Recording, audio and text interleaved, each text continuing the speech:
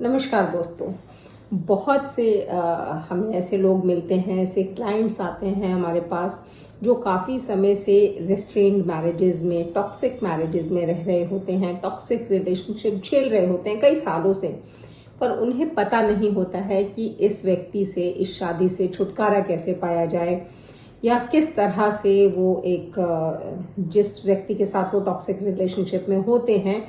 उससे अलग होकर के अपनी नई जिंदगी की शुरुआत कर सकें, किस तरह से वो एक बेहतर जीवन पा सकें उस जो टॉक्सिक रिलेशनशिप है उससे छुटकारा पा करके।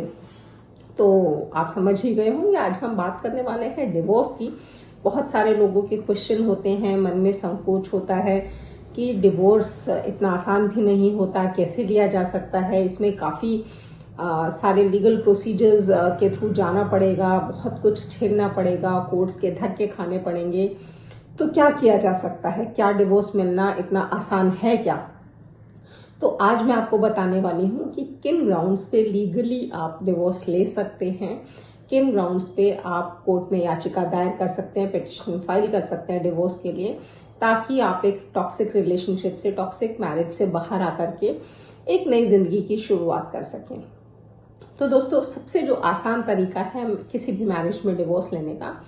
वो है डिवोर्स बाय म्यूचुअल कंसेंट। यानी कि अगर दोनों ही मैरिज में जो दोनों पार्टनर्स हैं, यानी कि हस्बैंड और वाइफ, अगर वो दोनों राजी हैं, दोनों में एक तरह का कंसेंट हो चुका है कि दोनों को ही डिवोर्स चाहिए, तो एक पिटिशन फाइल होती है under section 13B of Hindu marriage act, जिसके तहत आपको केवल ये बताना होता है कोर्ट को कि आप 1 साल या उससे ज्यादा समय से अलग रह रहे हैं शादी के बाद और आपकी शादी नहीं चल सकती है और आप दोनों ने मिलकर के म्यूचुअली डिसाइड किया है कि आप एक साथ शादी में नहीं बने रहना चाहते हैं। इसमें फर्स्ट मोशन होता है और यूजुअली 6 मंथ्स का पीरियड होता है बीच में, टाइम पीरियड जिसका वेट करना पड़ता है, वेटिंग पीरियड, और फिर 6 मंथ्स टाइम पीरियड के बाद सेकेंड मोशन किया जाता है जिसमें दोनों पार्टीज के स्टेटमेंट्स रिकॉर्ड हो जाते हैं और डिवोर्स मिल जाता है।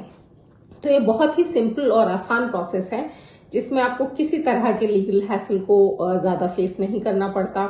हार्डली 2 या 3 बार आप कोर्ट जाएंगे और आपका जो मैटर है रिजॉल्व हो जाता है, म्यूचुअल कंसेंट से डिवोर्स मिल जाता है। अब बात करते हैं उस शादी की जहां पे शादी तो बहुत तकलीफों से गुजर रही है, रिलेशनशिप बहुत तकलीफों से गुजर रहा है।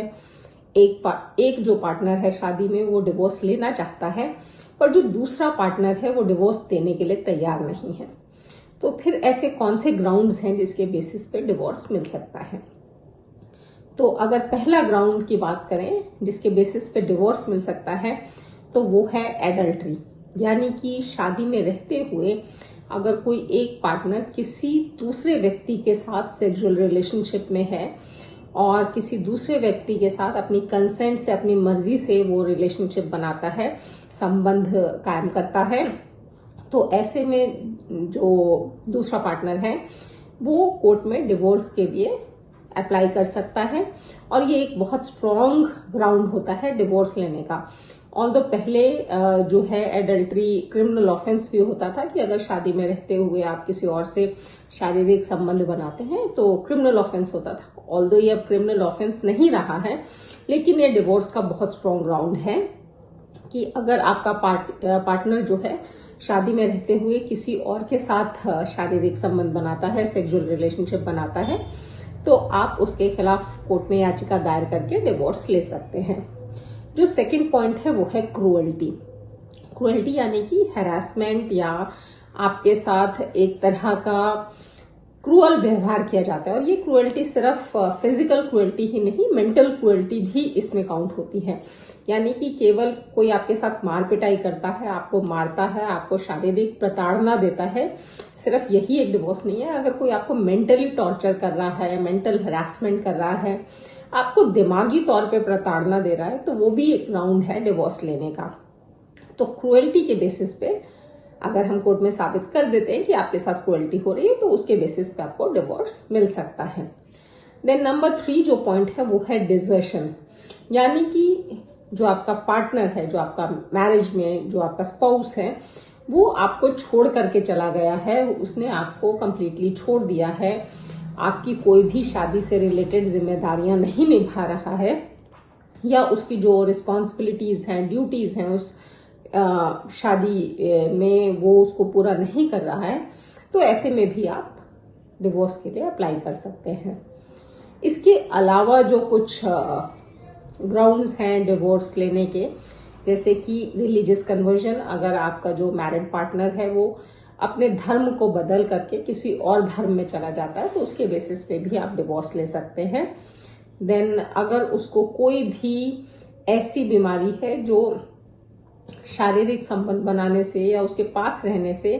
कम्युनिकेबल डिजीज हो जाती है, सीरियस काइंड्स की, जैसे लेप्रोसी हो गया या सेक्सुअली ट्रांसमिटेड डिजीज यानी कि एसटीडीज हो गए, तो इस तरह की अगर कोई बीमारी है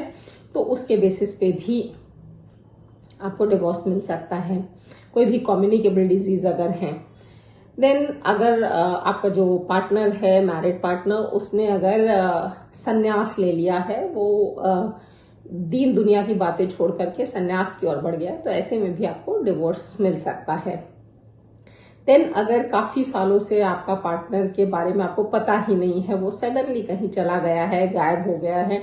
आपको ये भी नहीं पता कि वो जिंदा भी है कि नहीं, तो ऐसे केस में भी आप कोर्ट में डिवोर्स के लिए अप्लाई कर सकते हैं। इसके अलावा अगर आपका मैरिड पार्टनर कोई सीरियस ऑफेंस में कन्विक्टेड है, क्रिमिनल ऑफेंस में, और सजा याफ्ता है और आपको मालूम है कि आप कई सालों तक तो मिल भी नहीं पाएंगे, तो ये भी एक तरह के ग्राउंड्स बनते हैं डिवोर्स के लिए। आजकल एक और जो काफी सीरियस ग्राउंड है डिवोर्स का, और कोर्ट्स उसको काफी तवज्जो देती हैं, वो है इर्रिट्रीवेबल ब्रेकडाउन ऑफ मैरिज। यानी कि कई साल से पार्टनर्स अलग रहते हैं, हालांकि एक पार्टनर चाहता है कि वो डिवोर्स नहीं देगा, लेकिन दूसरा पार्टनर जानता है कि ये मैरिज आगे चलानी पॉसिबल ही नहीं है,